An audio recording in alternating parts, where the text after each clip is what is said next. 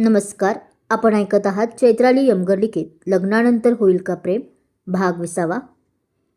तर मुंबईच्या दुसरीकडे कारखानेस निवासात अग्निय आपल्या लॅपटॉपवर काहीतरी शोधत होता. त्याने एक नवीन सॉफ्टवेअर विकत घेतलं होतं जे मुंबईतील सर्व CCTV फुटेजमधून विशिष्ट चेहऱ्याचा शोध घेऊ शकत होतं. काळे, हे सॉफ्टवेअर आज रात्रीपासून कार्यान्वित करा. मला गौरीचा चेहरा कोणत्याही परिस्थितीत स्कॅन व्हायला हवा, मग ती रेल्वे स्टेशनवर असो किंवा रस्त्यावर. अग्नेयनं थंडपणे आदेश दिला.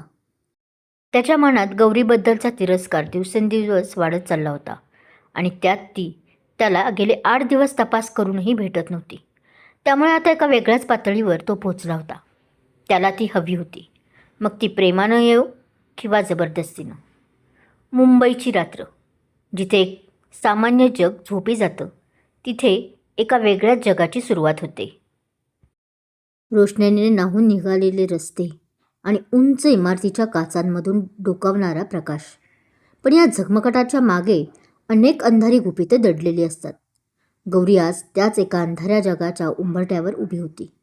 अंधेरीच्या त्या फ्लॅटमध्ये गौरी आरशासमोर उभी होती. तिने तो आखू ड्रेस घातला होता, गुडघ्यांच्या वर असलेला तो ड्रेस आणि उघडे खांदे. हे सगळं तिच्यासाठी विवस्त्र असल्यासारखं होतं. तिने आपल्या हाताने स्वतःला झाकून घेण्याचा प्रयत्न केला. तिच्या डोळ्यात पाणी आलं होतं. ज्या हातांनी तिने आजवर फक्त घरातली कामं केली होती आणि देवाच्या मूर्तीची पूजा केली होती, त्या हातांवर आज हा भडक मेकअप आणि अंगावर हे तोकडे कपडे. गौरी, झालीच का तयार? उशीर होतोय. रागिनीने बाहेरून हाक मारली तशी गौरी दबकत्या पावलांनी बाहेर आली. रागिनीने तिला पाहिलं आणि क्षणभर ती स्तब्ध झाली. गौरीचं ते निरागस सौंदर्य त्या आधुनिक कपड्यात अधिकच खुलून दिसत होतं, पण तिच्या चेहऱ्यावरचा तो अपराधीपणाचा भाव रागिनीला टोचत होता. तरीही अन्ना शेट्टीचा तो क्रूर चेहरा आठवताच रागिनीने स्वतःचं मन घट्ट केलं. ताई, मला खूप भीती वाटतेय. मी हे कसं घालू? लोक काय म्हणतील? गौरीचा आवाज रडवेला झाला होता. गौरी, हे बघ, मुंबईत लोक काय म्हणतील याचा विचार केला तर तू कधीच मोठी होऊ शकणार नाहीस. रागिनीने तिच्या जवळ येऊन तिचे दोन्ही खांदे धरत म्हटले. 50,000 रुपये महिना म्हणजे काय खेळ नाही आहे. या पैशांनी तू तुझ्या आईचं आयुष्य बदलू शकतेस. बापूच्या तावडीतून तिला सोडवू शकतेस. फक्त आजचा दिवस स्वतःला सावर. एकदा कामाची सवय झाली की तुलाच हे सगळं नॉर्मल वाटेल. चल आता. टॅक्सी खाली उभी आहे.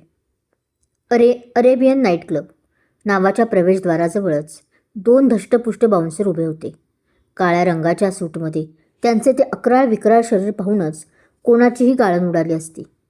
आतून येणारा तो कांठळ्या बसवणारा म्युझिकचा आवाज बाहेरपर्यंत घुमत होता. रागिनीने गौरीचा हात धरून तिला आत नेलं. आतलं वातावरण पाहून गौरीचे डोळे विस्फारले.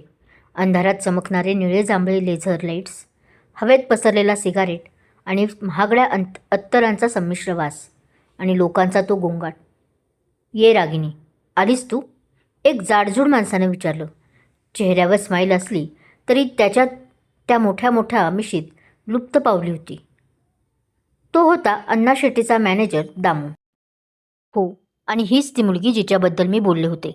रागिनीने गौरीला पुढं केलं. तसं त्या दामू मॅनेजरने गौरीकडे वरपासून खालपर्यंत अशा नजरेनं पाहिलं की गौरीला स्वतःचीच लाज वाटू लागली. छान आहे. अण्णाने हिला पाहिलं की ते खुश होतील. चल, तिला युनिफॉर्म आणि बॅच दे, त्याने आपल्या मिशीला पिळ देत म्हटलं. तसं रागिनी गौरीला एका कोपऱ्यात नेऊन गेली. एका वेटरने त्यांना एक ट्रे दिला. हे बघ, तुला फक्त टेबल नंबर 10 ते 15 कव्हर करायचे आहेत. लोक ऑर्डर देतील ती किचनमधून घेऊन यायची आणि सर्व करायची. कोणाशीही जास्त बोलायचं नाही. फक्त हसून थँक्यू म्हणायचं. कळलं? रागिनीने तिला आता शेवटच्या सूचना दिल्या. कामाच्या पहिल्या तासात गौरीला काहीच सुचत नव्हतं. तो मोठा ट्रे तोलणं तिला कठीण जात होतं. पण हळूहळू तिला जाणवलं की इथे लोक आपापल्या धुंदीत आहेत.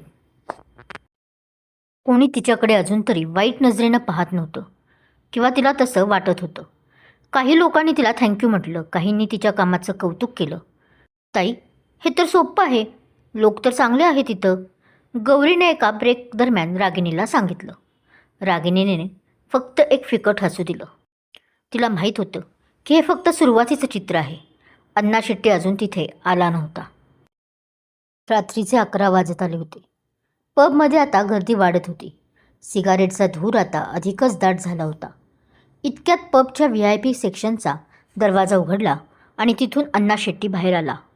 पांढरा शुभ्र शर्ट, गळ्यात सोन्याच्या जाड साखळ्या आणि हातात सिगार. त्याचा तो दरारा पाहून पबमधील कर्मचारी ताट उभे राहिले. अण्णा शेट्टीची नजर थेट गौरीवर पडली, जी एका टेबलवर ड्रिंक सर्व करत होती. त्याने आपल्या मॅनेजरला जवळ बोलावलं. नवीन का? अण्णाने आपल्या ओठांना जिभेने चाटत म्हटलं. हो अण्णा, रागिणीची पोरगी आहे, मॅनेजरने उत्तर दिलं. तसं आता अण्णा शेट्टीच्या चेहऱ्यावर एक क्रूर हास्य उमटलं. खूपच फ्रेश माल आहे. रागिणीने तिचं कर्ज फेडण्यासाठी खरोखरच हिरा शोधला आहे. तिला आज माझ्या केबिनमध्ये पाठवून दे, त्याने आपल्या हातातील सिगार बाजूला सारत म्हटले. रागिणीला जेव्हा कळलं तेव्हा तिने तिचे पाय लटपट कापू लागले. तिला माहीत होतं की अण्णा शेट्टीच्या केबिनमध्ये जाणं म्हणजे काय, पण तिला अण्णांना विरोध करण्याची हिंमत नव्हती. तिने गौरीला जवळ बोलावलं. गौरी, अण्णा शेट्टी तुला भेटायला बोलवत आहेत. घाबरू नकोस, फक्त नमस्कार कर आणि त्यांनी विचारलेल्या प्रश्नांची उत्तरं दे. रागिणीने कसाबसा आपला आवाज स्थिर ठेवत म्हटले. तसं होकारार्थी मान हलवत गौरी केबिनमध्ये शिरली खरी, पण मनात देवाचा धावा सुरू होता. पायसुद्धा थरथर कापत होते. या बसा मिस गौरी. अण्णा शेट्टी आपल्या मोठ्या खुर्चीवर बसला होता. त्याने समोरच्या खुर्चीकडे बोट दाखवत तिला आत यायला सांगितले. नमस्कार साहेब. गौरी घाबरतच बसली. साहेब नको, अण्णा म्हण. तू खूप चांगलं काम करतेस. रागिणी म्हणत होती तुला खूप पैशांची गरज आहे. काळजी नको करू, इथे तुला 50,000 काय त्यापेक्षा जास्त पगार मिळेल. फक्त मला खुश ठेवत जा. अण्णाने तिचा हात पकडण्याचा प्रयत्न केला. गौरीने चटकन आपला हात मागे घेतला. तिला अण्णाची नजर आणि त्याचे शब्द खटकले, पण तिने स्वतःला समजावलं. कदाचित मुंबईत मालक लोकांशी असंच बोलत असतील. धन्यवाद अण्णा, मी माझं काम प्रामाणिकपणे करेन, असं म्हणून ती घाईघाईने केबिन बाहेर पडली. अण्णाच्या चेहऱ्यावर गूढ स्माईल आली. तिला बाहेर रागिणी उभी दिसली. रागिणीच्या चेहऱ्यावर चिंतेचे सावट होते. काय झालं गौरी, काही बोलले का ते? तिने ती बाहेर येताच घाईघाईत तिच्याजवळ येऊन विचारले. नाही ताई, ते फक्त कामाबद्दल विचारत होते. खूप चांगले आहेत ते, गौरी हसून म्हणाली. गौरीचं हे उत्तर ऐकून रागिणीला आतून खूप वाईट वाटलं. तिला वाटलं ही मुलगी किती निरागस आहे. मी जिला नरकात ढकलले. तिला ते स्वर्ग वाटते, कारण तिला माझ्यावर विश्वास आहे. रागिणीच्या मनात पहिल्यांदाच गौरीबद्दल एक आपुलकीची भावना निर्माण झाली. तिला वाटलं की आपण या मुलीचं आयुष्य उद्ध्वस्त करतोय. दुसरीकडे मोहित हॉस्पिटलच्या बाहेरील बाकावर बसला होता. रात्र खूप झाली होती. आईला आता झोप लागली होती. त्याने आपला फोन बाहेर काढला आणि पुन्हा एकदा गौरीचा नंबर डायल केला. The number you are calling is currently switch off. पण समोरून ती नेहमीची बाई बोलली. मोहितने आपला फोन बाजूला ठेवला आणि डोळे मिटले. त्याला गौरीची ती पावभाजी खातानाची छबी आठवली. तिचं ते निखळ हसणं आणि मग तिचा तो रागीट अवतार. गौरी, तू चुकत आहेस. रागिणी तुला वापरतीये.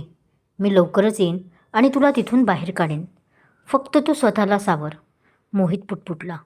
आईच्या आजारपणामुळे तो अडकला होता, पण त्याचं मन मात्र मुंबईच्या त्या काळोखात गौरीला शोधत होतं. त्याला माहीत होतं की रागिणीने गौरीला 50,000चं जे आमिष दाखवले ते खूप मोठं संकट आहे. पण सध्या आईलाही त्याची गरज होती, त्यामुळे तो काहीच करू शकत नव्हता. काय होईल जेव्हा मोहितला पहिल्यांदा समजेल की गौरी अशा ठिकाणी काम करत आहे? आणि रागिणीच्या या बदलत्या स्वभावाचा शेवट काय होईल?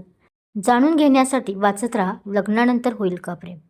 बाकी हा भाग कसा वाटला कमेंट करून नक्की सांगा. नवीन असेल तर मला सबस्क्राईब करायला विसरू नका. धन्यवाद.